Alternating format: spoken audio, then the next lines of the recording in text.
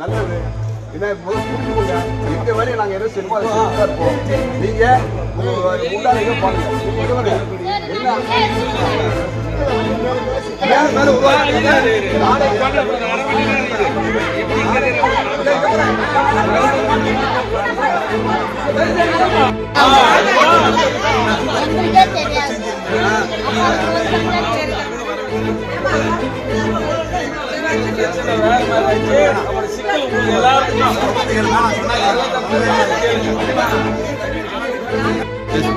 இது எல்லாருமே பொதுமக்கள் சேர்ந்துதான் சாலை மறியல் பண்ணுது. ஜாதி ரீதியா பேசின வச்சுதான் சாலை மறியல் பண்ணுது. அதுக்கு 5 பேரை மட்டும் பிடிக்கிறதுனால என்ன நியாயம் சொல்லு? பிடிச்சா எல்லாரையும் பிடிச்சி போட்டு குறிப்பிட்ட 5 பேரை மட்டும் ஏன் சார் பிடிச்சாங்க? அவங்க என்ன தப்பு பண்ணாங்க? தப்பு பண்ணதை சொல்லுங்க, நாங்க போறோம் எல்லாரும். ஜாதி ரீதியா யார் போட மாட்டேன்னு சொல்றாங்க? ரேஷன் கடைக்காரர், சேல்ஸ்மேனுங்களா? சேல்ஸ்மேன். அவரோட பேரு? அவங்க பேரு தெரியாது. ஏழுமலை. இது சம்பந்தமா மேலதிகாரி யாருன்னா மனு கொடுத்தீங்களா?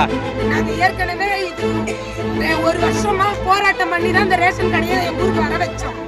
சரிங்க. வர வச்சு எம்எல்ஏ வந்து திறந்து வச்சதோட சரி. நெக்ஸ்ட் அந்த ஊருக்கு அரிசி பேருக்கு போட எதுக்குமே வர்றது கிடையாது. நாங்க எதுக்கா இருந்தாலும் கண்ணாடி தான் வரணும். உள்ளூர் இந்த அரசியல் ரீதியா போதோ இல்ல வேற எந்த ரீதியா போதோ தெரியாது.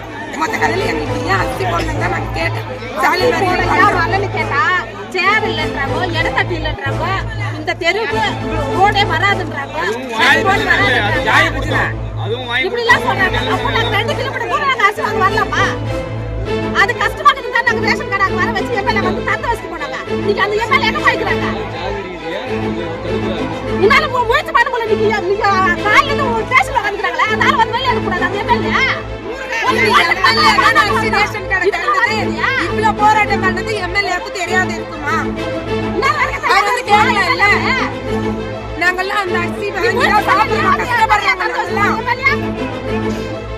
அதுக்கு எதுக்கு அரிசி ரேஷன் கடை எம்எல்ஏ வந்து ஏன் ரேஷன் கடை